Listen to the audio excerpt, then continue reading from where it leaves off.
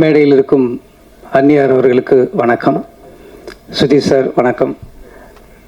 இந்த படத்தின் கதாநாயகன், எதிர்காலத்தின் நம்பிக்கை நட்சத்திரம் சண்முக பாண்டியன் அவர்களுக்கும் வணக்கம். சசி சார் வணக்கம் சார். கஸ்தூரிராஜ் சார் வணக்கம்.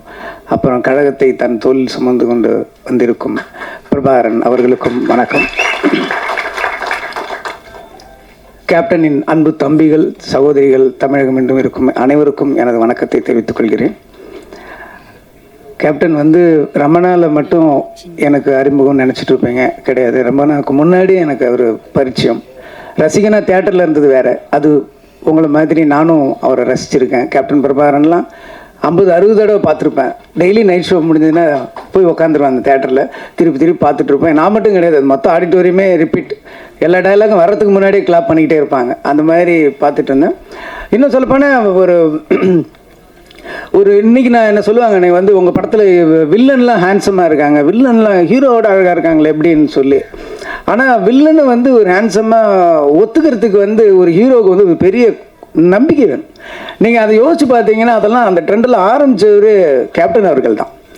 கேப்டன் அவரோட வில்லன்கள்லாம் பார்த்தீங்கன்னா பயங்கர அழகாக இருப்பாங்க. அதுக்கு முன்னாடிலாம் அப்படி இருக்கவே மாட்டாங்க. அந்த ட்ரெண்ட் ஆரம்பித்தது கேப்டன் அவர்கள் தான்.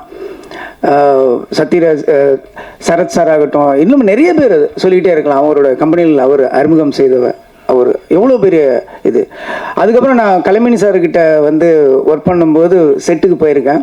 கருப்பு நிலா செட்டு தான். அப்போ அவர் டைலாக் கலைமணி சார், நான் அசிஸ்டண்ட்டாக இருக்கும்போது செட்டில் போவேன். ஸோ மூலையில் இருக்கும்போது லைஃப்பில் ஃபஸ்ட் டைம் கேப்டன் நான் பார்க்குறேன். ஸோ அப்படியே பார்த்துட்டு இருக்கும்போது சும்மா சாதாரணமாக அப்படி இருந்துகிட்டு இருப்பார். ஸோ நின்றுட்டு இருக்கும்போது என் முன்னாடி ஒரு பிளேட் வந்துச்சு, சின்ன டம்ளரில் இருந்தது. என்னன்னு பார்த்தா ஸோ மோர் அப்படின்னு நினச்சி குடிச்சு பார்த்தா ஹார்லிக்ஸ். என்னோட அது நம்ம ஒரு அசிஸ்டண்ட்டுக்கு ஹார்லிக்ஸ் நம்ம கொடுப்பாங்க ஒரு கம்பெனிலன்னு அப்படி குடிச்சிட்டு, ஒருவேளை வேறு யாருக்கும் வாங்கினது மிச்சமா, சரி ஓகேன்ட்டு இப்படி போய் தனியாக குடிச்சு அந்த பக்கம் பார்க்குறேன். ஒரு பெரிய ஸ்டவ்வில் ஒரு பெரிய பேரலில் ஹார்லிக்ஸை உடச்சி உள்ளே கொட்டிகிட்டு இருக்காங்க. நான்லாம் ஊரில் ஹார்லிக்ஸ்னால் உடம்பு சரியில்லைன்னா வாங்கி கொடுப்பாங்க. அப்போ தான் அதையும் அப்படியே இந்த பக்கம் திரும்புறதுக்குள்ளே வீட்டில் இருக்கிறவங்க எல்லாரும் அப்படியே வாயில் போட்டு காலி பண்ணாங்க. ஹார்லிக்ஸ் ஒரு சினிமா கம்பெனியில். அதுக்கு முன்னாடி நான் கலைமணி சார்கிட்ட ஒரு 10 செட்டுக்கு போயிருக்கேன்.